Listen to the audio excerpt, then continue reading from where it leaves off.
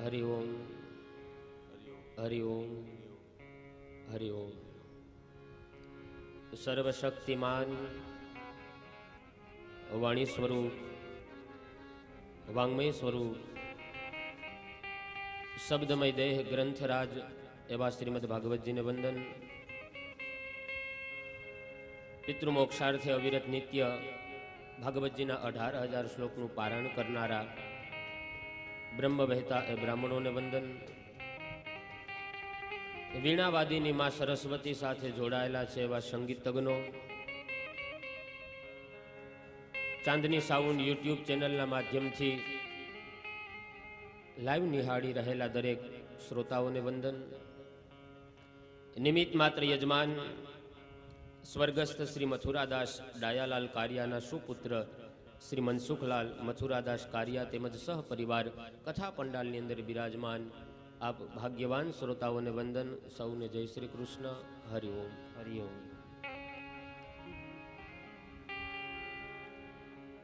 શ્રીમદ ભાગવત કથાની આજ ત્રીજો દિવસ, પ્રથમ સત્ર। કાલના દિવસે આપણે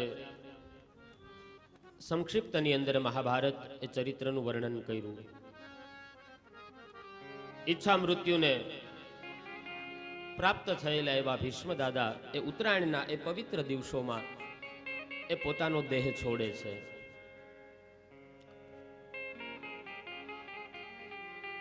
આ બાજુ 88,000 ઋષિમુનિઓને સૂતજી મહારાજ આગળની કથા સંભળાવતા કહે છે, અશ્વત્થામ્નોપસૃષ્ટેના બ્રહ્મ શીર્ષનો ઋતેજસા ઉત્તરાયામ હતો ગર્ભ ઈશેના જીવિતઃ પુના। સૌનકજી પ્રશ્ન કરે છે, અરે મહારાજ, અશ્વત્થામાએ જેને મારવા માટે બ્રહ્માસ્ત્ર છોડ્યું હતું એ ઉત્તરાનું ગર્ભ, એ બાળક, એના દિવ્ય જન્મ અને એના કર્મની કથા મને સંભળાવો। 9 માસ પરિપૂર્ણ થતા ઉત્તરાના ઉદરથી ભગવાને સ્વયં જેનું રક્ષણ કર્યું એવા પરમ ભાગવત એવા પરીક્ષિત મહારાજનું એ પ્રાગટ્ય થયું છે, જન્મ થયો છે। આમ તો પરીક્ષિત એ અશ્વત્થામાના એ બ્રહ્માસ્ત્રના તેજથી મૃત્યુ જ પામવાના હતા, પણ સ્વયં ઈશ્વરે, સાક્ષાત ભગવાને પોતાના ભક્તની રક્ષા કરી છે, એટલા માટે નામ પડ્યું પરીક્ષિત। વિષ્ણુ આરક્ષિત એટલે એક નામ, એનું વ્યાસકાર વિષ્ણુ રાત બતાવે છે। વિષ્ણુ દ્વારા રક્ષાયેલો જીવ એટલે વિષ્ણુ રાત। એ બાળક જન્મતાની સાથે જ ચારે તરફ જોવે છે કે ગર્ભની અંદર જેણે મારી રક્ષા કરી એ ભગવાન ક્યાં છે, એ ભગવાન ક્યાં છે। પરહ એટલે પરમાત્મા અને ઈક્ષિત એટલે જોનાર, ચારે બાજુ એ ભગવાનને શોધે છે, માટે એનું નામ પડ્યું પરીક્ષિત। વૈદજ્ઞ અને દૈવજ્ઞ બ્રાહ્મણો આવે છે, પરીક્ષિતના જાતકર્મ સંસ્કાર કરાવ્યા છે। જાતકર્મ સંસ્કાર કરતા બ્રાહ્મણો કહે છે, ભગવાન વિષ્ણુએ કૃપા કરી આ બાળક તમને આપ્યું છે, એટલા માટે આનું એક નામ વિષ્ણુ રાત તરીકે ઓળખાશે। યુધિષ્ઠિર મહારાજ કહે છે, અરે ભૂદેવ, આ બાળકનું તમે જરા ભવિષ્ય કથન અમને કરી સંભળાવો। અમારું આ બાળક પૂર્વજો જેવો તો બનશે ને? બ્રાહ્મણો ભવિષ્ય કથન કરતા કહે છે, ઇક્ષ્વાકુ જેવો મહામાનવ થશે। તમારો આ પરીક્ષિત આ બાળક એ કુબેર જેવો ધનવાન બનશે। કુંતા પુત્ર અર્જુન અને સહસ્ત્રાર્જુન જેવો બાણાવળી થશે। પૃથ્વી જેવો સહનશીલ થશે। તિતિક્ષા વાળો બનશે। યયાતિ જેવો ધાર્મિક બનશે। ધર્મરાજ, સર્વ સદગુણ માહાત્મ્ય એશ કૃષ્ણ મનુવ્રત। સમસ્ત સદગુણોનો મહિમા ધારણ કરવામાં ભગવાન શ્રી કૃષ્ણનો અનુયાયી બનશે। અનેક અશ્વમેધ યજ્ઞો વડે ભગવાનનું અર્ચન કરશે। સાર્વભૌમ રાજા થશે। પણ શબ્દ કીધા યુધિષ્ઠિર કહે છે, અરે મહારાજ, શું વાત છે? પણ કીધું, તક્ષકાત આત્મનો મૃત્યુ દ્વિજ પુત્રોપસર્જિતાત। તમારા આ બાળકને ઋષિકુળનો બ્રાહ્મણનો શ્રાપ લાગશે અને તક્ષક નાગના દંશથી 7મા દિવસે આ બાળકનું મૃત્યુ થશે। ધર્મરાજે આટલી વાત સાંભળી ચિંતા કરવા માંડ્યા, અરે રે, અમારા કુળને, અમારા વંશને બ્રાહ્મણનો શ્રાપ લાગશે? કોઈ ઋષિ એને શ્રાપ આપે? એનો અર્થ કે કોઈનું એ અપમાન કરશે તો જ ઋષિ એને શ્રાપ આપે ને? બ્રાહ્મણો કીધું, ધર્મરાજ, તમે ચિંતા ન કરો, બ્રાહ્મણનો શ્રાપ એ તમારા આ પરીક્ષિત આ સંતાન માટે થઈ અને વરદાન રૂપ સાબિત થશે. બ્રહ્મનિષ્ઠ એવા સદગુરુના શરણે જઈ 7 જ દિવસમાં એવો મહાન ભાગવત ગ્રંથને સાંભળી અને આ પરીક્ષિત એ મુક્ત બનશે. માટે તમે ચિંતા ન કરો. બ્રાહ્મણો ભવિષ્ય કથન કરી આ બાજુ ધર્મરાજ યુધિષ્ઠિરે દક્ષિણા આપી, બ્રાહ્મણો આશીર્વાદ આપી વિદાય થયા. પરીક્ષિત મહારાજ શુક્લ પક્ષમાં ચંદ્રની કડા જેમ વધે એમ ધીમે ધીમે ધીમે પરીક્ષિત એ મોટા થવા માંડ્યા. પરીક્ષિત મહારાજ વૃદ્ધિ પામવા માંડ્યા. આ બાજુ સંત વિદુરજી આવે છે. જો આખું મહાભારતનું યુદ્ધ થયું એની અંદર સંત વિદુરે ક્યાંય હાજરી નથી આપી યુદ્ધમાં, એ યાત્રા કરવા માટે. કારણ કે જ્યારે યુદ્ધનું એલાન થયું ત્યારે સંત વિદુર એ ભગવાન કૃષ્ણ પાસે આવીને કહે છે કે પ્રભુ, આમાં તો તમારે તો કૌરવ પક્ષ પણ તમારા માટે સરખો છે, તમારા માટે તો પાંડવો પણ સરખા છે, બંને પક્ષ સરખા, તો મારે કોના પક્ષમાં રહેવું એ મને સમજાવો. ત્યારે ભગવાન કૃષ્ણે કીધું કે આલ્યો વિદુરજી, આ માળા, તમે માળા લઈ અને હરિભજન કરવા માટે નીકળી જાઓ, તમારે કોઈના પક્ષમાં નથી રહેવું.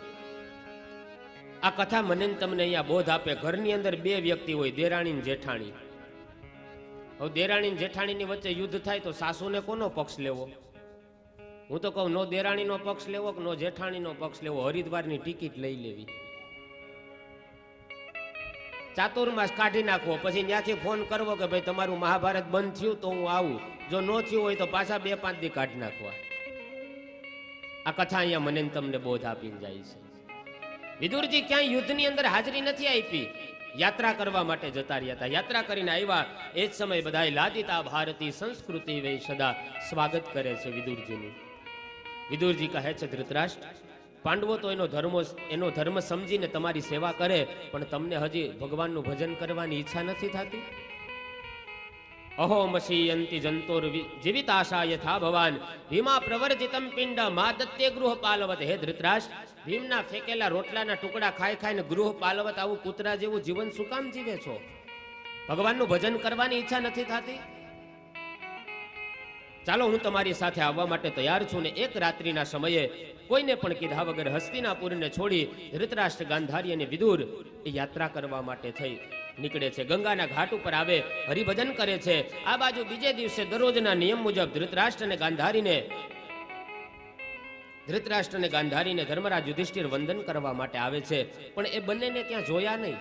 વિચાર કર્યો શું થયું? પણ એ સમયે ધૃતરાષ્ટ્રના દાસ સંજય ત્યાં બેઠા બેઠા રડતા હતા. એને પૂછ્યું કે મારા માતા પિતા ક્યાં ગયા છે? મારાથી કોઈ અપરાધ થયો? સંજય કહે મને પણ ખબર નથી, મને પણ એવું લાગે કે મને પણ મારા માલિકે આજ છૈતરો હોય, ક્યાં ગયા? અને એ સમયે દેવદત્ત નામની વીણા વગાડતા વગાડતા દેવર્ષિ નારદ ત્યાં પધાર્યા. નારદજી કહે છે ધર્મરાજ, આ જે કાંઈ થયું છે ને એ યોગ્ય થયું છે. ધૃતરાષ્ટ્ર અને ગાંધારી વિદુર કાકાની સાથે ભગવાનનું ભજન કરવા માટે ગંગાના ઘાટ ઉપર જતા રહ્યા છે. એમની ઉંમર હવે ભજન કરવાની છે. ત્યાં જઈ અને હવે તમે એમના ભજનમાં વિક્ષેપ ન કરશો. એ ભલે તમારાથી એ માતા પિતા અલગ થયા છે, પણ તમે ચિંતા ન કરો, એ મુક્ત બનશે. નારદજી ઉપદેશ આપતા કહે યથા ક્રીડો પસ્કરણામ સંયોગ વિગમાવિહ ઈચ્છયા ક્રીડિતુષ્યાતામ તથૈવે શેષયાનું નામ.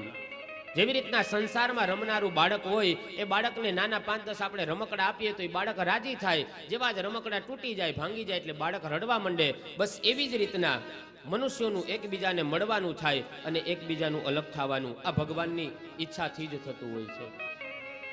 માટે જે થયું છે યોગ્ય થયું. હવે એમના ભજનમાં તમે વિક્ષેપ ન કરશો. ધૃતરાષ્ટ્ર અને ગાંધારી ગંગાના કિનારે હરિનામ સંકીર્તન કરે. ભગવાનનું ભજન કરતા કરતા દેહ ભાવ છૂટે છે. એક સમયે ભયંકર અગ્નિ દાવાગ્નિ લાગ્યો. ધૃતરાષ્ટ્ર અને ગાંધારીના દેહ બળીને ભસ્મ થયા. આ બાજુ વિદુરજી એમની દિવ્ય ગતિ જોઈ ત્યાંથી આગળની યાત્રા કરે છે. હસ્તિનાપુરમાં આ બાજુ ધર્મરાજ યુધિષ્ઠિરને કલિયુગના આગમનના એંધાણ જોયા. ધર્મરાજ યુધિષ્ઠિરે જોયું તો કલિયુગી લોકોના વ્યવહારની અંદર એને છલ કપટના દર્શન થયા. ભાગવતની કથા મને તમને અહીંયા બોધ આપીને જાય. માણસ જેવો હોય ને એવો ભગવાનની સામે બસ રજૂ થઈ જવો જોઈએ. ભગવાનને પ્રસન્ન કરવા માટે થઈને કોઈ પદાર્થની જરૂર નથી. બસ કેવલ અને કેવલ ભક્તિ માર્ગની અંદર આપણું નિષ્કપટપણું જરૂરી છે. આપણી અંદર કપટ ન હોવું જોઈએ. આ ભક્તિ માર્ગનો બહુ સીધો સાદો નિયમ છે. કારણ કે નિર્મલ મન જન સો મોહી પાવા, મોહી કપટ છલ છિદ્ર ન પાવા. ભગવાનને જો કોઈ ગમતું હોય ને વધારામાં વધારે તો એને મારું તમારું નિર્મળ મન ગમે છે. મનથી નિર્મળ રહેવું. સકલ લોકમાં સૌને વંદે, નિંદા ન કરે કેની રે, વાચ કાચ મન નિશ્ચલ રાખે, ધન ધન જનની તેની રે. બસ નિર્મળતાથી રહેવું, સરળ સ્વભાવના મન કુટિલાઈ, જથા લાભ સંતોષ સદાઈ. ઈશ્વર મને તમને જે પરિસ્થિતિમાં રાખે ને એની અંદર બસ સરળતાથી, સ્વભાવથી એમાં સંતોષ રાખવો, ભગવાનને બહુ વાલા લાગશું. ભક્તિ માર્ગ ઉપર આજ ધર્મરાજ યુધિષ્ઠિરને કલિયુગના આગમનના એંધાણ અને લોકોના ભક્તિ માર્ગ ઉપર છલકપટ જોવા મળી. ઘણા માનતા કરે ને તો એમાંય છલકપટ કરે. ભાઈ હનુમાનજીની માનતા કરી એટલે કીધું કે જો હનુમાનજી મારા ઘરે દીકરો થાય તો હું તમને હીરાનો હાર ચડાવી. તો માનતા તો બહુ મોટી મનાઈ ગઈ અને કૃપા થઈ ને એને ત્યાં સંતાન દીકરાનો જન્મ થયો. હવે હીરાનો હાર તો મોંઘો, લેવો કેમ? અડધી મિલકત વેચાઈ જાય ત્યારે હીરાનો કિંમતી હાર ખરીદી શકે. એટલે એને કપટ કર્યું, છોકરાનું નામ હીરો રાખ્યું. છોકરાના હાથમાં ફૂલનો હાર આપીને કીધું કે હાલે ભગવાનને એમ કહેજે કે હે ભગવાન આ હીરાનો હાર સ્વીકારો. હવે આમાં ભગવાન નાઈ ન પાડી હવે, કારણ કે છોકરાનું નામ હીરો હતું. બે દી તો હનુમાનજીને દર્શ નો ઉકલી, કેવા ભક્તો આવે છે. તો નિર્મલ મને જન સોમોહી પાવા, મોહી કપટ છલ છિદ્ર ન પાવા. ઈશ્વરના દરબારમાં કોઈ દિવસ ક્યારેય ભક્તિના માર્ગ ઉપર છલ કપટ ન કરવી. ભગવાનને છલ કપટ ન ગમે, નિષ્કપટપણું હોવું જોઈએ. આ બાજુ સૌનકજી પ્રશ્ન કરે છે, અરે સૂતજી, પરીક્ષિત મહારાજના એવા તો ક્યાં કર્મ છે કે જેનાથી એને બ્રાહ્મણ કુળનો શ્રાપ લાગશે? સૂતજી મહારાજ કહે છે, સાંભળો ઋષિ મુનિઓ, ભગવાન શ્રી કૃષ્ણના સ્વધામ ગમન પછી પાંડવો બધા વિચાર કરે છે કે ભગવાન તો આપણી વચ્ચેથી જતા રહ્યા, હવે ભગવાન વગરનું જીવન શું કામનું? સુગંધ વગરનું ફૂલ જેમ નકામું છે એમ ભગવાન વગરનું જીવન નકામું છે. કારણ કે કૃષ્ણ ફૂલ છે તો પાંડવો એની સુગંધ છે, કૃષ્ણ શબ્દ છે તો પાંડવો અર્થ છે, કૃષ્ણ આત્મા છે તો પાંડવો પંચ પ્રાણ છે. પાંડવોએ વિચાર કર્યો કૃષ્ણ વગરનું જીવન એ નકામું છે. આ બધું રાજ્ય સોંપી આપણે પરીક્ષિતને અને હિમાલય તરફ આપણે સ્વર્ગારોહણ કરીએ. હસ્તિનાપુરની ગાદી ઉપર પરીક્ષિતનો રાજ્યાભિષેક થયો. બધા પાંડવોએ વિચાર કર્યો કે પરીક્ષિતને તો માના ઉદરમાં જ ભગવાનને દર્શન આપ્યા, માટે આ રાજ્ય આપણે તમામ એને સોંપી દઈએ. પાંડવો ને દ્રૌપદી બધા જ પાંડુકેશ્વરની અંદર ભગવાન ભોળાનાથ શિવજી મહારાજની છેલ્લી વખત પૂજા કરી. હિમાલય એના માટે સ્વર્ગની સીડી બને છે. પાંડવોએ સ્વર્ગારોહણ કર્યું. પરીક્ષિત મહારાજ એ હસ્તિનાપુરના રાજા બને છે. પરીક્ષિત રાજાના લગ્ન ઉત્તરની પુત્રી ઐરાવતી સાથે કરવામાં આવ્યા. એક દિવસ આ રાજા એ વનની અંદર વિચરણ કરવા માટે નીકળે છે. પરીક્ષિત મહારાજ એક એવું સુંદર દ્રશ્ય જોવે. પરીક્ષિત મહારાજને વિચાર આવ્યો કે આ વળી શું હશે? આ તો દરેકની અંદર ભગવાનને જોનારો જીવાત્મા છે પરીક્ષિત. પરહ એટલે પરમાત્મા અને ઈક્ષિત એટલે જોનાર. જે સૌની અંદર ભગવાનને જોવે છે એ જીવ પરીક્ષિત છે. આપણને બધાની અંદર જ્યારે ઈશ્વર ભાવ થાય ત્યારે સમજવું આપણે પરીક્ષિતની એ કક્ષાએ પહોંચેલા જીવાત્મા છીએ. બધાની અંદર ભગવાનનો ભાવ કેળવવો. રામાયણ તો ત્યાં સુધી કહે છે કે જીન હરિ કથા સુની નહીં કાના, શ્રવણ રંધ્ર અહીં ભવન સમાના. ઈશ્વરે મને તમને જે અંગો આપ્યા છે એની સાર્થકતા જે સમજી ન શકે એ અંગ હોવા છતાંય અપંગ છે. ભગવાને મને તમને આંખ આપી. આ આંખ દ્વારા આપણે ન જોવાના ચિત્રો જોઈએ, મનને ચલાયમાન કરે એવા ચિત્રો જોઈએ ને ભગવાનના દર્શન ન કરીએ તો આપણે આંખ હોવા છતાંય અંધ જ છીએ. ભગવાને આ હાથ આપ્યા, આ હાથ એ ભગવાનના નામની તાલી પાડે, એના બદલે કોઈ વ્યક્તિને મારવા માટે તૈયાર થાય, કોઈ આરે આ હાથ ઝઘડો કરે, આ હાથ દ્વારા ન કરવાના કામ થાય, તો સમજજો આપણે હાથ હોવા છતાંય આપણે અપંગ છીએ. ભગવાને જે પગ આપ્યા, પગ દ્વારા યાત્રાઓ ન થાય, કથા મંડપ સુધી મને તમને આ પગ ન લઈ આવતા હોય તો સમજો આપણે પગ હોવા છતાંય અપંગ છીએ. ઈશ્વરે મને તમને જે અંગો આપ્યા એની જે સાર્થકતા ન સમજે એ અંગ હોવા છતાંય અપંગ છે. ભગવાને જીભ આપી, જીભ દ્વારા ગાળો બોલે, બે ભગવાનના 5 નામ સવારથી સાંજ સુધીમાં ન બોલે તો એ જીભ હોવા છતાં એ વ્યક્તિ મૂંગો જ છે. તો સર્વમ ખલઈદમ બ્રહ્મ, જે પણ કાંઈ જગતની અંદર દેખાય એ બધું જ ભગવાનનું સ્વરૂપ છે. આવો ભાવ રાખવો આ પરીક્ષિતની ભૂમિકા છે. પણ આપણે થાય એવું કે આપણા છોકરા તોફાન કરતા હોય તો આપણે તરત કહીએ કે ભાઈ એ બધા તો કનૈયા છે ને બાળ લીલા કરે ને ભાંગતોડ કરતા હોય. આવું આપણે સહજ રીતે બોલીએ કે ભાઈ આત્મા છો, પરમાત્મા બધાની અંદર ભગવાન છે. આપણા છોકરામાં તો આપણને કનૈયાના દર્શન થાય, પણ ચોકમાં જો ગામના છોકરા તોફાન કરતા હોય તો આપણે તરત કહીએ કે આ તો કાંઈ કલિયુગની વેજા છે, હક નથી લેતા. હા, તમારા હોય તો કનૈયા ને ગામના છોકરા હોય તો કલિયુગની વેજા. તમારા છનામના સોનાના ને ગામના છોકરા ગારાના. બોલીએ છીએ બધા કે સૌની અંદર ભગવાન છે, પણ જ્યારે મારા તારાનો ભેદ છે ને, એ જ્યારે કોઈ અજાણ્યો વ્યક્તિ હોય ત્યારે મારા તારાનો ભેદ ઊભો થાય. અને મારા તારાનો ભેદ કરે એ આંખ હોવા છતાંય આંધળો છે. તો દરેકની અંદર ઈશ્વર ભાવ કેળવવાની ભાવના એ પરીક્ષિતની વૃત્તિ છે. એક દિવસ આ પરીક્ષિત રાજા વનની અંદર વિચરણ કરે, એક વિચિત્ર દ્રશ્ય જોયું. પરીક્ષિત મહારાજને વિચાર આવ્યો કે આ વળી શું? એક ગાય અને એક બળદનું જોડલું જોયું. એક શુદ્ર રાજાનું રૂપ લઈ કાળો પુરુષ છે અને ગાય અને બળદને માર મારતો હતો. આ ગાય એ સાક્ષાત ધરતીનું પ્રતીક છે અને બળદ એ સાક્ષાત ધર્મનું પ્રતીક છે. ધર્મ અને ધરતી આ બંનેની રક્ષા કરવી એ રાજા પરીક્ષિતનું બહુ મોટું કર્તવ્ય બની જાય, કારણ કે એ રાજા છે. પરીક્ષિત મહારાજ તુરંત પેલા ક્ષુદ્ર પાસે જઈ પરીક્ષિત રાજા કીધું, કોણ છે તું? ધર્મ અને ધરતીને તું શા માટે આ પીડા આપે છો? મારા રાજ્યમાં આવો અધર્મ હું નહીં ચલાવી લઉં. આમ જ્યાં કીધું ત્યારે પરીક્ષિત રાજા એને પૂછે કે કોણ છે તું? શા માટે મારા રાજ્યની અંદર આવો અધર્મ કરે? કલિયુગ રાજા પરીક્ષિતને ઉપદેશ આપવા માંડ્યો. ધર્મ અને ધરતીની હે રાજા રક્ષા કરવી એ તમારું કર્તવ્ય છે. તો હવે હું તમારા શરણે આવ્યો છું. શરણે આવેલાનું રાજાએ રક્ષણ કરવું એ પણ રાજાનું કર્તવ્ય છે. હું આપને શરણે છું, હે રાજાને મને માફ કરી દો.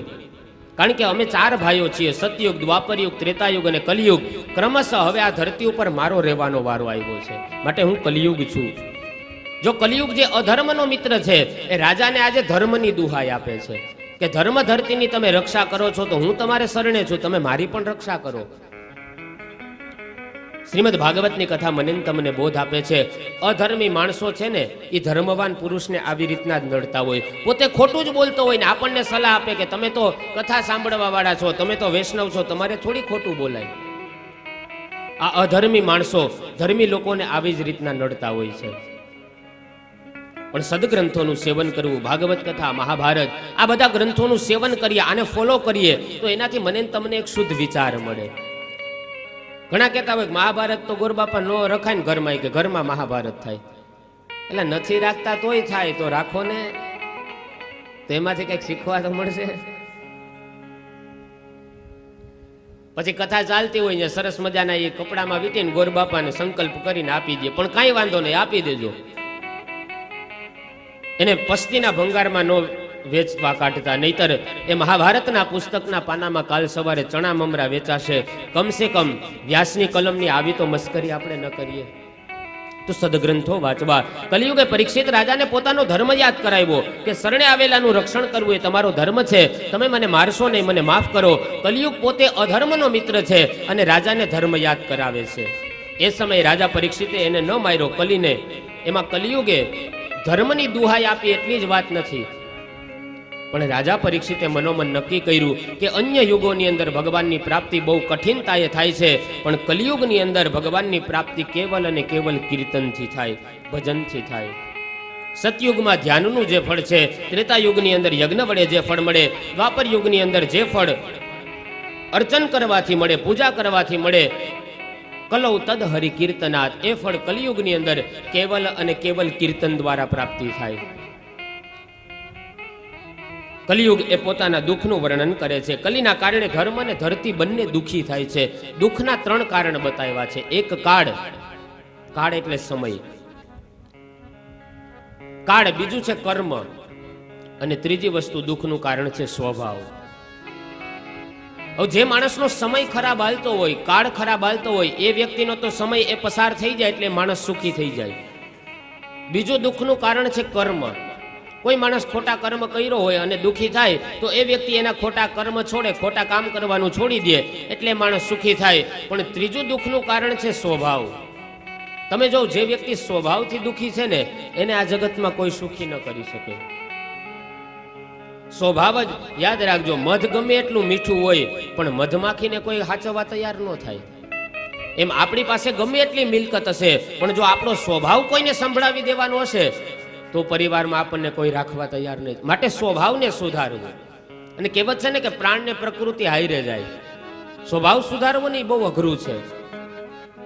ગામની અંદર આવી રીતના એક કથા ચાલે. પેલાનો એ જૂનો સમય કે આવું કોઈ માઇક સિસ્ટમ કે એવું કાંઈ હોય નહીં, એટલે એક બાજોટ હોય ને એની ઉપર ગોર બાપા હોય, આમે બીજા બાજોટ ઉપર ભાગવતજી પધરાવ્યા હોય અને બધા નજીક નજીક બેઠા હોય.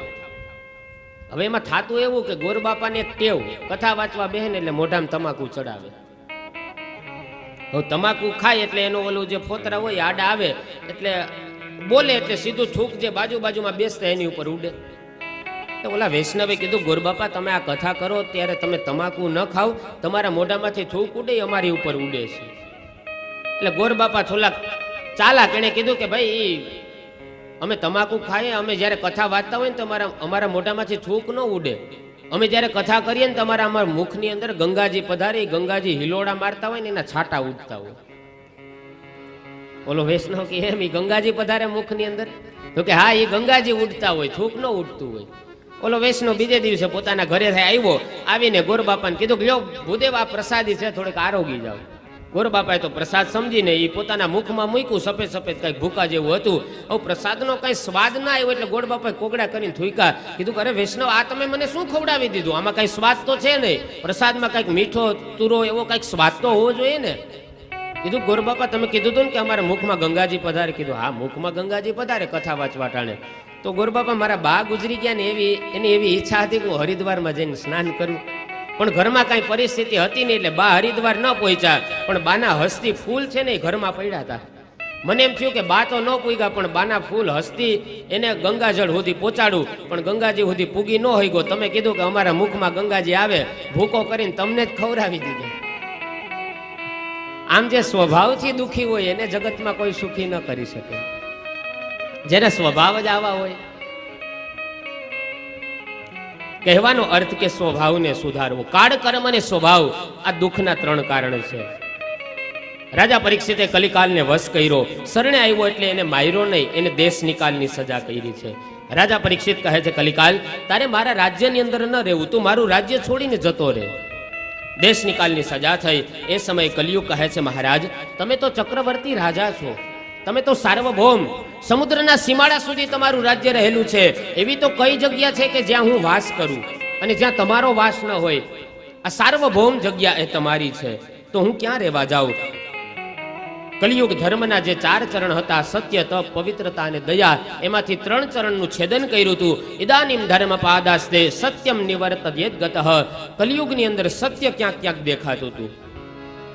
હે રાજા, હું તમારા રાજ્યમાંથી નીકળી જાઉં, પણ મને એ વાત બતાવો કે મારે રહેવું ક્યાં, મને રહેવાના સ્થાન આપો.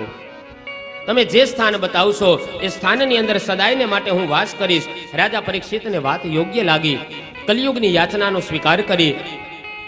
રાજા પરીક્ષિત એ જ સમયે કલિકાલને રહેવા માટેના 4 સ્થાન બતાવે છે.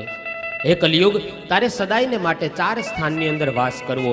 પેલું સ્થાન બતાવતા કહે, અભ્યર્થી તસ્તદા તસ્મે સ્થાનાની કલયે દદો દ્યુતમ પાનમ સ્ત્રિય સૂના યત્ર ધર્મશ્ચતુર્વિધ. હે કલિયુગ, તારે રહેવા માટે હું તને 4 સ્થાન આપું, પણ તારી મહત્તા શું છે? તારી અંદર કોઈ એવો સારો ગુણ ખરો કે જેના થકી હું તને આ 4 સ્થાન રહેવા માટે આપું? એ સમયે કલિયુગ કહે છે, હા, મારી અંદર ભલે અનેક પ્રકારના દુર્ગુણો છે, પણ મારી અંદર એક સારો ગુણ છે, અને એ સારા ગુણને ધ્યાનમાં રાખીને તમે મને જગ્યા આપો. કીધું કયો ગુણ? કહે, યત્ફલમ નાસ્તિ તપસા ન યોગેન સમાધિન તત્ફલમ લભતે સમ્યક લોકે સવ કીર્તનાત. યત્ફલમ નાસ્તિ તપસા, જે ફળ તપથી ન મળે, તત્ફલમ લભતે ન યોગેન સમાધિન, જે યોગ દ્વારા જે ફળ ન મળે, તત્ફલમ લભતે સમ્યક, એ તમામે તમામ ફળ કલિયુગ કહે છે મારા સમયમાં કોઈ હરિનામ ભજન કરે, કોઈ કીર્તન કરે તો એને એ ફળ એ તત્કાલ મળે છે. માટે આ એક ગુણ મારામાં સારો છે, એટલા માટે થઈને તમે મને જગ્યા બતાવો. પરીક્ષિત મહારાજે આ વાત સાંભળી 4 સ્થાન બતાવતા કહે છે, દ્યુતમ પાનમ સ્ત્રિય સૂના યત્રા ધર્મશ્ચતુર્વિધમ. રાજા પરીક્ષિતને પેલામાં પેલું સ્થાન આપ્યું દ્યુતમ, એટલે જુગાર. જુગાર રમતા હોય ને ત્યાં કલીનો વાસ છે. રમો છો કોઈ જુગાર? એમ આવડ્યું? હે? હા કે ના? કહી દો ને, તમારા બાજુ ક્યાં કેમેરો છે? રમો કે નહીં?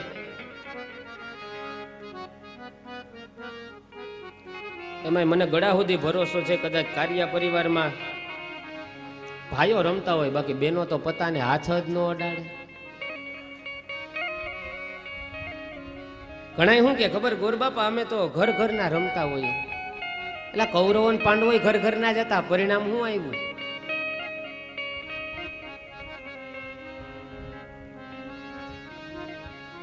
ઘણા લોકો જુગાર રમવા હાટું થઈને રાંદલ તેડે લ્યો. હા, કે કેટલા ટાઈમથી કે રહીમાં નથી, હાલો 2 લોટા તેડી લઈએ, 500 રૂપિયા ગોરબાપાને આપી દેવું, નિબાને રમીએ તો ખરે. યાદ રાખજો, ભગવાન શ્રી કૃષ્ણે ઝુકટાનો, કૌરવો અને પાંડવોના એ જુગારનો વિરોધ કર્યો હતો. અને એ દેશની અંદર કૃષ્ણ જન્માષ્ટમીના દિવસે લોકો પત્તાને હાથ અડાડે, આપણા દેશનું બહુ મોટું દુર્ભાગ્ય કહેવાય. કમસે કમ આપણે કૃષ્ણ જન્માષ્ટમીના દિવસે તો એને હાથ ન અડાડીએ. ભગવાન દ્વારકાધીશ એ જુગાર માટે થઈને રડ્યા છે.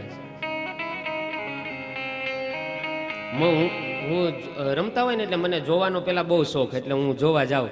એટલે આપણે આમ હાથ રાખીને બેહી, એટલે રમતો હોય શું કે ખબર, એલા ખાંભી ખોડીને બેહમાં ને હું હારી જાઉં છું.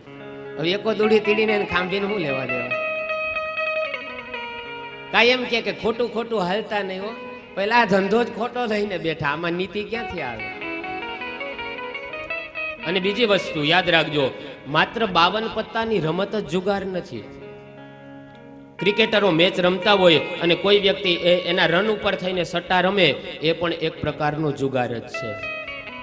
પેલા તો એક માત્ર 52 પત્તાની રમતમાં જુગાર હતો, આજે તો એ ક્રિકેટ મેચની અંદર પણ સટ્ટા રૂપે જુગાર રમાતો થઈ ગયો. જેમ રન બને એમ રૂપિયાની હારજીત થાય. અને ઓલા લોકોને ખબર પડી કે અમારા રન ઉપર આ લોકો રૂપિયા બનાવે, તો એ લોકો રૂપિયા લઈને રન બનાવવા માંડ્યા. આ દરેક વસ્તુ જુગાર છે. કહેવાનો અર્થ કે જ્યાં જ્યાં અસત્યનું આચરણ થતું હોય એ દરેક બાબત જુગાર છે. અને એક વાત હું સંપૂર્ણ મારી જવાબદારી સાથે કહું, આ મારો અંગત મત છે, આ કોઈ બીજા કોઈ વક્તાને કેન્દ્રમાં રાખીને નહીં, પણ મારી ખુદની જવાબદારીથી કહું કે આ વ્યાસપીઠ ઉપર હું ભાગવતની કિંમત કરી અને અહીંથી બેઠો બેઠો કથા ગાવને, તો એ પણ એક પ્રકારનો જુગાર જ છે. હું કહું કે મને આટલા લાખ આટલા હજાર મને આપો અને પછી હું કથા કરું, તો મારા માટે તો એક પ્રકારનો, આ મારો અંગત મત છે, કોઈ વક્તા માટે નહીં. આ સૌને પોતપોતાનો એ વિચાર મુબારક હોય, પણ હું આની જો કિંમત કરીને અહીં બેઠો બેઠો કથા કરું, તો એ મારા માટે તો એ જુગાર જ છે. સરકારી ઓફિસર હોય, 7 કલાકની નોકરી હોય અને 3 કલાકની નોકરી કરે અને 7 કલાકનો પગાર લેતો હોય, બાકીના 4 કલાક નોકરીએ ન જાય, એ એક પ્રકારનો જુગાર જ છે. કોઈની ફાઇલ પાસ કરવાની હોય અને ફાઇલ પાસ કરતી વખતે એના રૂપિયા ન લે અને મફત ફાઇલ પાસ કરી દે, અને જો રૂપિયા લે તો એના માટે એક પ્રકારનો જુગાર જ છે. કહેવાનો અર્થ કે જ્યાં જ્યાં અસત્યનું આચરણ થતું હોય એ દરેક બાબત એ જુગારના રૂપમાં છે. પહેલામાં પહેલું સ્થાન કલિયુગને આપ્યું જુગાર. જે જગ્યાએ અસત્યનું આચરણ થતું હોય એવી જગ્યાએ હે કલી તારે વાસ કરવો. દ્યુતમ પછી પાનમ, જ્યાં દારૂ પીવાતો હોય, જ્યાં ન ખાવાના પદાર્થો ખવાતા હોય. સાહિલ નામના એક મુસ્લિમ કવિનો તો શેર છે, કટ તિલંગી નક્ષત્ર નભા સાહિલ નાવ તુફાન, ડોલત શરાબી કહા ગિરત હે વો જાનત ના ભગવાન. આટલી વસ્તુની તો ભગવાને આગાહી ન કરી શકે. સાહિલ નાવ તુફાન, તુફાનમાં ફસાયેલું વહાણ એ કેમ ભાંગશે, કેવી રીતના કટકા થશે, કેમ એ માણસો મરશે, એની આગાહી ભગવાન ન કરી શકે. કટ તિલંગી, કપાયેલી પતંગ ક્યાં જઈને અટકશે, એની આગાહી ભગવાન ન કરી શકે. સાહિલ નાવ તુફાન, ડોલત શરાબી, નશાની અંદર અંધ બનેલો માણસ ક્યારે મરે, કેમ મરે, કોના દ્વારા મરે, એની આગાહી તો ભગવાન ન કરી શકે. ડોલત શરાબી કહા ગિરત હે વો જાનત ના ભગવાન. પણ ઘણા માણસો એમ કહેતા હોય, ગોરબાપા મોટા માણા આરે બેહવું હોય ને તો થોડુંક લેવું પડે. એટલે આના કરતા મોટો માણસ બીજો કોણ હોય દ્વારકાધીશ કરતા? આપણે એની પાસે બેહવાનું છે, એની સામે ઉજળું થવાનું છે. ઘણા એમ કહેતા હોય, ગોરબાપા માવાના વ્યસન અમારાથી ક્યાં છૂટે? એટલે હગો ભાઈ છૂટી જાય છે, તો અયડું એક કોથરું એક માવાનું ન છૂટે? હગા મા બાપ છૂટી જાય છે, એનાથી નોખો થઈ જાય, માવાથી નોખો ન થઈ હે. ડોલત શરાબી કહા ગિરત હે વો જાનત ના ભગવાન. હગા ભાઈને મૂકી દે પણ માવો ન મુકાય. જ્યાં જ્યાં વ્યસન છે ત્યાં કલિયુગનો વાસ છે. 1-1.5 વર્ષનું બાળક માનું જો દૂધ છોડી શકતું હોય, તો આપણે 20-25 વર્ષના 50 વર્ષના ઢગા થઈને એક માવો ન છોડી શકીએ? એ તો મનને મનાવવાની વાત હોય કે અમારાથી ન છૂટે, હવે વ્યસન થઈ ગયું. તો અવસર છે, કોઈ એવું વ્યસન હોય, કોઈ ખરાબ સંગના કારણે એવું આપણે દુર્વ્યસન આવી ગયું હોય, તો કમસે કમ આ એક અવસર છે કે આ એક આપણે યાદી રહી જાય કે ભાઈ મેં આ સમયે મારા આંગણે આ કથા બેઠીને મેં આ વ્યસન છોડ્યું. ઈર્ષાનું વ્યસન હોય, ક્રોધ કરવાનું વ્યસન હોય, લોભનું વ્યસન હોય, કોઈ પણ વ્યસન હોય, કમસે કમ એનાથી છૂટે નહીં તો કાંઈ નહીં, પણ દૂર રહેવાનો પ્રયત્ન કરવો. સુરાપાન બીજું સ્થાન આપ્યું, જ્યાં ન ખાવાના પદાર્થો સન્ડે હોય યા મંડે, એ સંસ્કૃતિ આપણા ભારત દેશની નથી. ઊંચે લોકી ઊંચી પસંદ માણેકચંદ ખાવ, એ સંસ્કૃતિ આપણા ભારત દેશની નથી. लाश को हाथ लगाता है तो नहाता है, बेजुबान जीव को मार के खाता है. छोड़ देते हैं भोजन जिसमें एक बाल है, फिर क्यों खाते हो अंडा जिसमें एक माँ का लाल है. न खावानी वस्तु खाधी होय एनी अंदर कलयुगनो वास छे. द्युतम पानम स्त्रीय, જ્યાં રેડ લાઇટ વિસ્તારો છે, સ્ત્રી પોતાના શરીરનો વેપાર કરતી હોય એવી જગ્યાએ કલિયુગને કીધું કે તારે સદાયને માટે વાસ કરવો. સુના એટલે હિંસા, જ્યાં નિર્દોષ જીવની હિંસા થતી હોય એવી જગ્યાએ પણ કલિયુગનો વાસ છે. અને આજ દુઃખ સાથે કહેવું પડે કે ભારત વર્ષની અંદર આજ ગાયોના એ ખટારા ભરાઈ ભરાઈને કતલખાના તરફ જાય છે. અને હા, કોઈ સરકારે એવો દાવો કરવાની જરૂરી નથી કે અમારી સરકાર આવે તો કતલખાના બંધ થાય. બધાયની સરકાર એક એક વખત આવી ગઈ, કતલખાના બંધ નથી થયા, ઉલટાના એના લાયસન્સ ઇન્સ્યુ થયા છે. માટે સરકાર ઉપર હવે કદાચ ભરોસો તો રહે કે નહીં, પણ હવે લોકોએ એક થવાની જરૂર છે કે ગાય આપણી માં છે અને માં ઉપર કોઈ પ્રહાર કરે ને તો એ આપણા દેશનું બહુ મોટું દુર્ભાગ્ય કહેવાય. તો એ ગાય જ્યારે કતલખાના, ગાય શું, ગાયની તાકાત શું છે, ગાયની અંદર શું શું, ગાય કેટલી ઉપકારી છે, મારે વાત કરવી છે અત્યારે નહીં, પણ કૃષ્ણ જ્યારે ગાયો ચરાવવા માટે જાય ને, ગાયે સમાજને કેટલું યોગદાન આપ્યું ને ત્યારે મારે વાત કરવી છે કે ગાયે સમાજ માટે કેટલું બલિદાન આપ્યું છે. કાળે દુકાળે એક બિચારી ઓલી ગાવડી દુખી થાય, આ વેદનાની વરાળું એના અંગમાં સહી જાય. એ ગાય આપણા આંગણે આવે અને આપણે જો લાકડી ઉગામીએ ને તો સમજજો આપણા પડતા દીની નિશાની છે. આંગણે દીકરી આવે, આંગણે ગાય આવે, આંગણે કોઈ સાધુ બ્રાહ્મણ યતિ સતી સંન્યાસી આપણા ગુરુ આવે અને આપણા બારણા બંધ થવા માંડે તો સમજે જાજો બારણા બંધ નથી થતા, આપણા ભાગ્યના દરવાજા બંધ થાય છે. માટે ગૌગરાસ એ ગાયને, હું તો કહું, કદાચ આપણે કોઈ દેવને આપણે કદાચ ભોગ ન ધરી શકીએ, એક ગાયને આપણે સવારે ઉઠીને કદાચ 5 રૂપિયાનું 10 રૂપિયાનું લીલું નાખી દેવું ને 33 કોટી દેવતાઓને આપણે પ્રસાદ જમાડ્યો કહેવાય. આવા કાંઈક નિયમો લેજો કે સવારે ઉઠી અને મારો કાંઈ પણ કામ ધંધો કરતા પહેલા હું ગાયને 50 રૂપિયાનું 20 રૂપિયાનું, જે આપણી શક્તિ જેવી ઈશ્વરે આપણને, અને એ સેવા મનુ બાપાને મેં જોઈ છે, કરે છે. ગરીબોની સેવા. હું અહીં પેલા ડીડીએલની પાછળ હું એ રસ્તા ઉપર વોકિંગ કરવા માટે, હાલવા માટે ત્યાં આવતો, એટલે ત્યારે તો જો કે પરિચય કાંઈ મનુ બાપા આયરે નહોતો, એટલે દરરોજ હું જોતો, હું એ રસ્તામાં હાલતો હોય અને મનુ બાપા એ ગાડી લઈને ઘણી વખત એને સંતાનો એને પણ જોયેલા છે. પણ આ જાળવી રાખજો, આ જીલો એ ગરીબોના ત્યાં ઝૂંપડા બાંધ્યા હોય ત્યાં એને બિસ્કિટ ખવડાવે, વાર તહેવાર એને મિષ્ટાન ખવડાવે, આ સેવા કરતા રહેજો. આ બહુ સારો ગુણ છે અને આમાં બહુ ભગવાનનો બહુ રાજીપો થાય. પરાયા દર્દ અપનાયે ઉસે ઇન્સાન કહેતે હૈ. જોકે એવા તો એ ઘણા બધા ઝૂંપડાએ જાય છે, પણ હું આ મારી નજર સામે મેં જોયેલું. આ વ્યાસપીઠથી હું ખોટા વખાણ કોઈના ન કરી શકું, કારણ આ વખાણ કરવા માટેની પીઠ છે જ નહીં, પણ જે હકીકત છે ને એ અહીંથી બોલાવવું જોઈએ, જેનાથી બે લોકોને એનો સંદેશો મળે કે આવું કંઈક આપણે પણ કરવું જોઈએ. બસ આના ભાગીદાર બનજો, એ ભાથા તરીકે આપણા ભેગું આવશે. કોઈ ગાયોને, કોઈ ગરીબોની સેવા કરવાનો આવો નિયમ કંઈક કથામાંથી લેજો, ઈશ્વર બહુ રાજી થશે. પણ હવે તો જો કે દરેક ગામની અંદર ગૌશાળાઓ થવા માંડી છે અને ગાયોનું મહત્વ શું છે. આજ આપણા દેશની ગાયનું ગૌમૂત્ર અમેરિકા જેવા દેશની અંદર એનું વેચાણ થાય છે અને આપણા દેશની અંદર એ ગાય કતલખાના તરફ જાય છે. આ દેશનું બહુ મોટું દુર્ભાગ્ય છે. તો ભગવાન અહીંયા રાજા પરીક્ષિત એને 4 સ્થાન આપે છે. દ્યુતમ પાનમ સ્ત્રીય સુના, જ્યાં નિર્દોષ જીવની હિંસા થતી હોય એવી જગ્યાએ કલિયુગનો વાસ છે. વળી પાછો કલિયુગ રાજા પરીક્ષિતને વિનંતી કરે કે હજી કૃપા કરીને મને કંઈક સ્થાન વધારે આપો ને. પુનઃ જ્યારે કલિયુગે યાચના કરી, પરીક્ષિત રાજાએ 5મું સ્થાન બતાવતા કહે છે, સુવર્ણની અંદર જાત રૂપ મદાત પ્રભુ, સુવર્ણની અંદર તારો વાસ, સોનાની અંદર તારે રહેવું. તો સોનાની અંદર કલિયુગનો વાસ છે. હવે પુરુષો તો બહુ ઓછું પહેરે સોનું, બહેનોને વધારે શોખ હોય એટલે કથા પૂરી થાય એટલે ભાગવતજીની પોથી ઉપર રાખી જાજો. અમે તો ગંગાજળ છાંટીને પવિત્ર કરી નાખશું. ઘણા એવું કહેતા હોય કે ભાઈ અન્નદાન કરતા રહેજો, અન્નદાનનો બહુ મોટો મહિમા છે, ટુકડો ત્યાં હરી ઢુકડો છે, આવું ઘણા અમે બોલતા હોય. પણ અમારા ઘરે કોઈક માગવા આવે એટલે ગોરાણીમાં શું કહે, એ આગળ હાલજો બાપા, બ્રાહ્મણના ઘર છે. તો ટુકડો ત્યાં હરી ઢુકડો ક્યાં ગયો તમારો? એ ગામની અંદર નાના નાના છોકરા એ રમતા હતા, રમત રમતમાં પાણા ઉછાળે એટલે ભૂલથી પાણો હાથમાં આવીને એક છોકરાથી ચકલી મરી ગઈ. બધા ડરવા માંડ્યા, અરે આપણાથી પાપ થઈ ગયું, આ ચકલી મરી ગઈ, હવે તો આપણે શું કરશું? એટલે બધા છોકરાએ કીધું કે કામ કરો, આપણે બ્રાહ્મણ પાસેથી આનો કંઈક માર્ગ આપણે ગોતીએ, બ્રાહ્મણ કંઈક સલાહ આપે તો આમાં આ પાપમાંથી છૂટી જાય. એટલે બધા છોકરા ભેગા થઈને ગામના ભૂદેવ પાસે આવીને કીધું કે ગુરુબાપા, અમારાથી એક ચકલી રમત.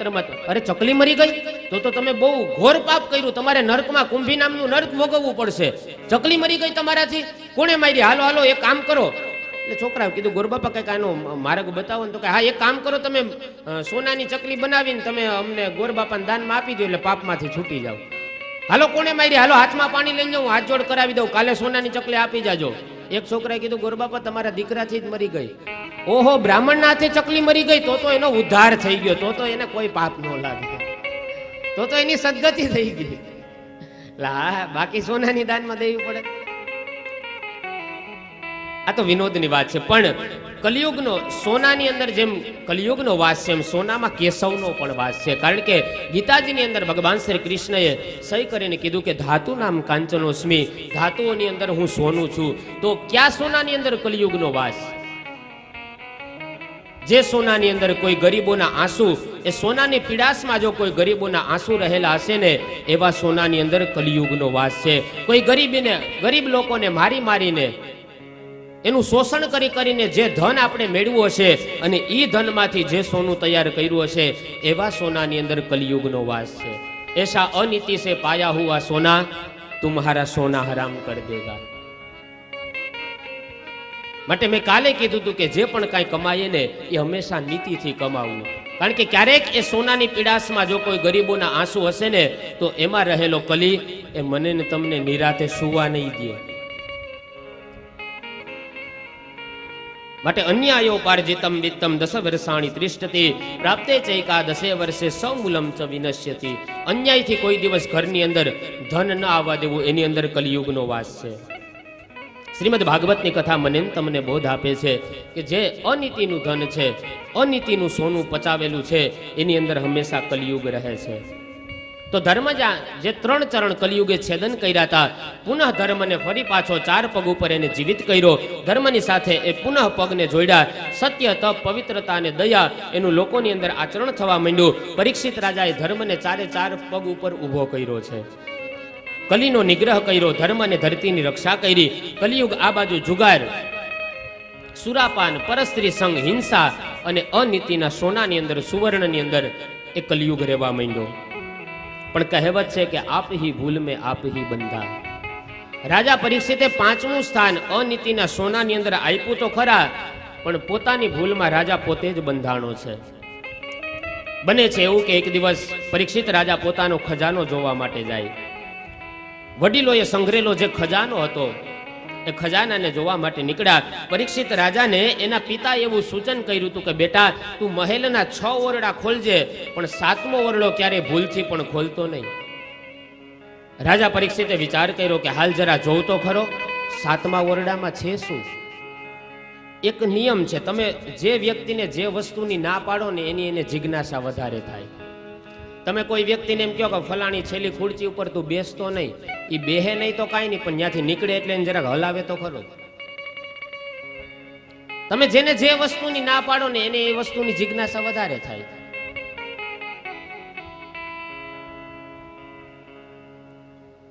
આ બાજુ રાજા પરીક્ષિતે વિચાર કર્યો કે પિતાએ આ ઓરડો ખોલવાની કેમ ના પાડી હશે, હાલને જરાક જોઉં તો ખરો ઓરડામાં છે શું. અને એ સમયે પરીક્ષિત રાજા 7મો ઓરડો ખોલે. અનેક પ્રકારના સુંદર મજાના એની અંદર દાગીનાઓ ભરેલા છે, સોનાના રત્નો જડિત મુગટ ભરેલા છે. અને એ સમયે સુંદર મજાનો સોનાનો મુગટ જોયો. આ મુગટ સુવર્ણનો હતો અને એ મુગટ જરાસંઘનો હતો. જરાસંઘે 21 રાજાઓને મારી એના રાજ્યને લૂંટી અને બધું જ ધન એકત્રિત કર્યું હતું. અને એ અનીતિના ધનમાંથી જરાસંઘે મુકુટ તૈયાર કર્યો હતો. અને એ મુકુટ એ ભીમને બહુ ગમી ગયો હતો. એટલે ભીમે એ જરાસંઘ ઉપર જ્યારે ચડાઈ કરી અને જરાસંઘ જ્યારે મરાણો અને ભીમે એ અનીતિના ધનનો જરાસંઘનો મુકુટ લઈ અને આ ખજાનાની અંદર મૂકી દીધો હતો. અનીતિનું ધન છે. અને એટલા માટે પરીક્ષિતને કીધું હતું કે 7મો ઓરડો તું ખોલતો નહીં. અનીતિની અંદર એક કલિયુગનો વાસ હતો. આજે પરીક્ષિતે મુકુટ જોયો, વિચાર કર્યો કે આ મુકુટને મારા મસ્તક ઉપર ધારણ કરીશ તો હું કેટલો, એક તો હું રાજા છું અને પાછો મુકુટ ધારણ કરીશ, સોનામાં સુગંધ. અને એ સમયે રાજા પરીક્ષિતે એ અનીતિનું ધન એ પોતાના મસ્તક ઉપર ધારણ કર્યું, મુકુટ રાખ્યો. જેવો જ મસ્તક ઉપર મુકુટ રાખ્યો ને એ જ સમયે રાજા પરીક્ષિતને શિકાર ખેલવાની ઈચ્છા થઈ. ભીમસેને લઈ લીધેલા મુગટનું પરિણામ આજે ત્રીજી પેઢીને ભોગવવું પડશે. ભીમસેનનો ભાઈ અર્જુનનો પુત્ર અભિમન્યુ અને અભિમન્યુનો પુત્ર ત્રીજી પેઢી એટલે રાજા પરીક્ષિત. યાદ રાખજો, ભાગવતની કથા અહીંયા મને તમને બોધ આપીને જાય. આપણા મા બાપના આપણી ઉપર આશીર્વાદ છે એમાં ના નહીં, પણ કર્મનું પરિણામ છે ને હંમેશા ત્રીજી પેઢીને ભોગવવું પડે છે. આપણે જે કાંઈ સંપત્તિ ભેગી કરીએ છીએ, રૂપિયા, પૈસા, જમીન, આ બધાનો વારસદાર તો આપણો દીકરો છે, એમાં ના નહીં, પણ આપણું કર્મ જે છે ને એ કર્મનો વારસદાર આપણો પૌત્ર છે. તમે જોજો, બાપ દીકરા વચ્ચે થોડો ઘણો મતભેદ હોય, મનભેદ હોય, પણ દાદા અને પૌત્રની વચ્ચે ક્યારેય તમને મનભેદ જોવા નહીં મળે, કારણ કે એના કર્મનો વારસદાર હોય છે. માટે જે કાંઈ કર્મ કરો એ સમજી